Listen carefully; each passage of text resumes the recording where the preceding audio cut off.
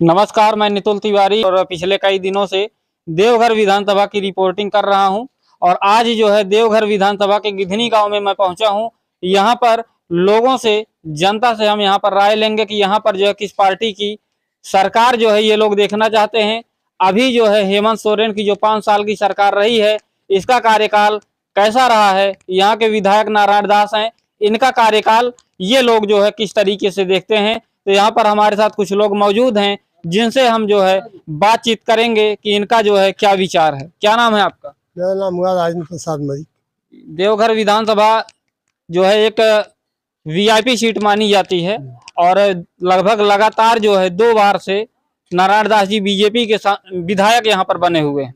और हेमंत सोरेन की सरकार आपके झारखंड में रही है। फिलहाल कार्यकारी मुख्यमंत्री अभी हेमंत सोरेन है। आप जो है क्या कहना चाहते हैं? देखिए, हेमंत सरकार रही है, लेकिन हेमंत सरकार रहने से सिर्फ देखते हैं क्या, जो छोटी छोटी चीज़ों को दे करके लोगों को लुभाने का काम करती है। कोई बड़ा मुद्दा, कोई बड़ा चीज़, कोई विशेष रूप से ये झारखंड का विकास नहीं देख रहे हैं। इसमें तो अफसरशाही हो रहा है, और अफसर लोग बहुत सब देखते हैं कि सुनने में भी आ रहा है बहुत सारे नौकरियों में घूस तो इतना चला है जिसका जवाब नहीं। बहुत सब घूस, कोई भी परीक्षा होती है तो क्या, तो सारा सीट बिक गया, सारा सीट पर पैसा फिक्स हो गया, ये सब हो रहा। तो ये कोई सरकार है? तो ये सब नहीं होना चाहिए। लेकिन अगर बीजेपी के सरकार जो था इसके पहले, ये रघुवर दास, उनके टाइम में जितनी सारी बहालियाँ हुई, और ख़ास करके जितने दरोगा सबका बहाली हुआ, जिन लोगों को हम जानते हैं, रघुवर दास के सरकार में किसी भी अफसर ने 5 पैसा लेने का हिम्मत नहीं किया। सबों की नौकरी हुई है, तो एकदम वाजिब और मुक्त कंठ से नौकरी दी गई है। किसी से कोई पैसा लेन देन नहीं हुआ है। और अगर यदि उनकी सरकार आ जाती है, बीजेपी की सरकार, तो बड़ा स्वच्छ सरकार रहेगा। और इनमें ये तो डर डर के चला रहे हैं, जैसे तैसे चलो भाई, आज ऐसा कल वैसा, किसी तरह से समय ठेल के पार कर रहे हैं। तो इसमें चहुमुखी विकास नहीं हो पाएगा भाई। विधायक नारायण दास जी के बारे में कहीं ना कहीं जनता में उत्साह भी है और कहीं ना कहीं नाराजगी भी दिखाई पड़ रही है। लगातार 10 साल से वो विधायक हैं, तीसरी बार बीजेपी ने भरोसा जताया। क्या कहना चाहते हैं? नारायण दास एक अच्छे नेता है, और वो सबका साथ सबका विकास लेकर के, जो मोदी जी का कार्यक्रम है उसको लेकर के वो चल रहे हैं। और उनमें एक चीज़ है, आत्मीयता है, सादगी है, ये सब बहुत सारे गुण हैं उसमें।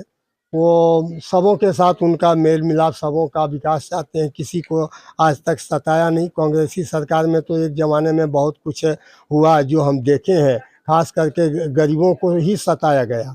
लेकिन इधर जो अब नई नई सरकार आ रही है, नारायण दास का सरकार बहुत अच्छा से रहा, और ये बहुत बढ़िया से अपना ये विधायक का ये पद अपना संभाले हैं। सुरेश पासवान भी इनके विपक्ष में चुनाव लड़ रहे हैं। इनका कार्य, क्योंकि ये मंत्री भी रह चुके हैं, इनके लिए आप क्या कहना चाहते हैं? गठबंधन वाला से ही हमको सबसे बेसी दिक्कत है। गठबंधन, ये क्या हुआ गठबंधन? हम अपने से क्यों नहीं लड़े?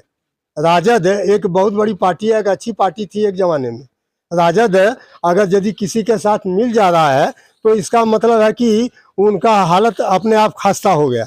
वो सोच रहे हैं कि हम अब नहीं ऐसे आगे बढ़ पाएंगे। तो गठबंधन से कुछ नहीं। ये सब जितनी भी सरकारें बनती है गठबंधन से, कोई भी सरकार कभी सफलतापूर्वक नहीं चला पाई आज तक। इतिहास उठा करके देख लीजिए, चाहे ये राज्य सरकार हो, चाहे वह सेंट्रल में सरकार हो, कभी भी सफल नहीं हो पाया है।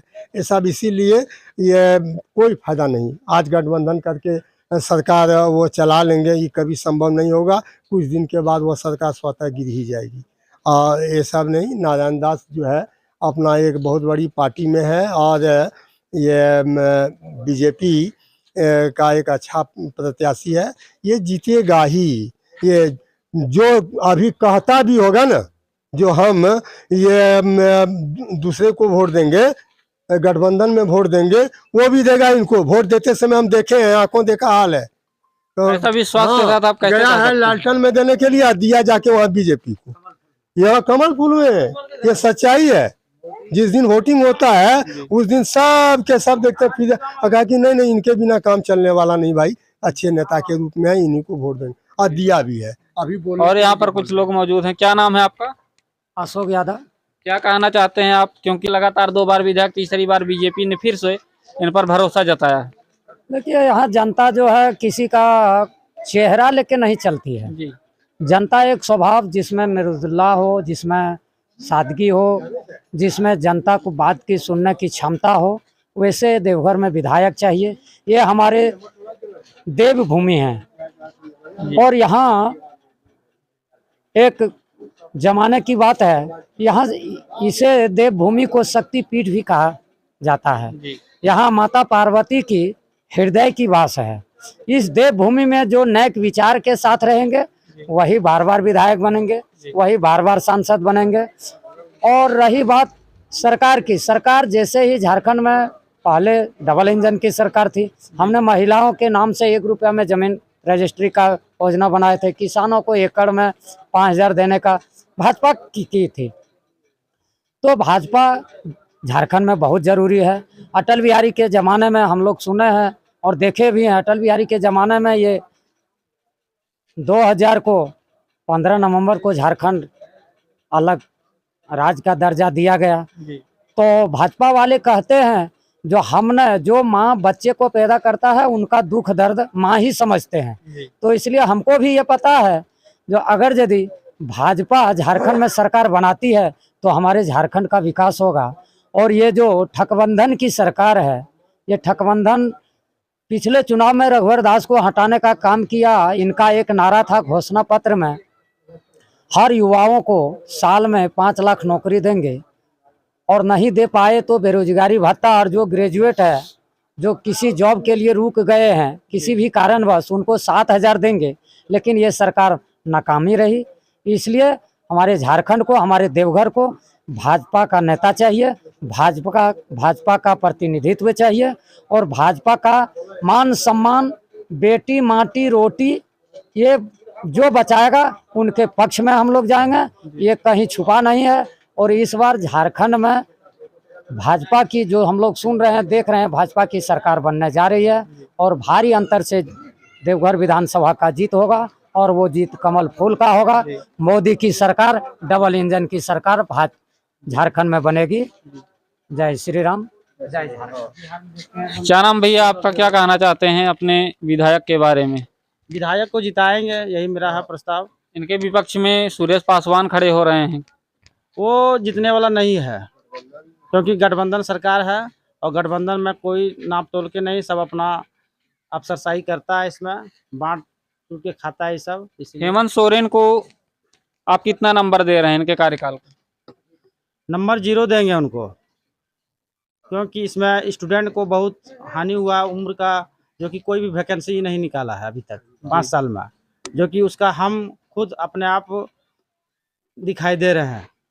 अच्छा, जो आप किस चीज की तैयारी करते हम हैं? टीचर की तैयारी कर रहे हैं, जी बीएड कर लिए हैं, लेकिन यहाँ 5 साल के रीजन में कोई चीज़ का वैकेंसी नहीं निकला है, सिर्फ टीचर का ही, कोई चीज़ का नहीं। और जो निकला है जी। वो भी रोक लगाई है, चाहे वो केस हो जाए या कोई भी मुद्दा हो, वो रुक रहा है।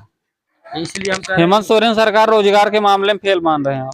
सब विभाग में उसका फेल है, ये सिर्फ रोजगार में नहीं, सब चीज में है। अच्छा, ये बताइए, जो आरोप लगाए जा रहे हैं कि सरकार में बांग्लादेशियों को बसाकर आदिवासियों का जो अधिकार उसको छीना जा रहा है, क्या कहना चाहते हैं? ये सही बात है, क्योंकि जहाँ भी देखते हैं हम, बंगाल तरफ बॉर्डर में पाकुड़ तरफ देखते हैं कि वहाँ जितना भी मुखिया है सब महनमन है, सब मियाँ है, सब टोटल, और धीरे धीरे घट रहा है हिंदू का और सब बस रहा है बांग्लादेश। ये घटने का कारण क्या आप मानते हैं?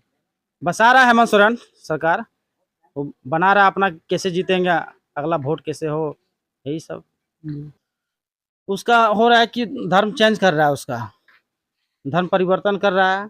लेकिन वो सोचता है कि हम कर रहे हैं, लेकिन कोई कुछ नहीं कर रहा है।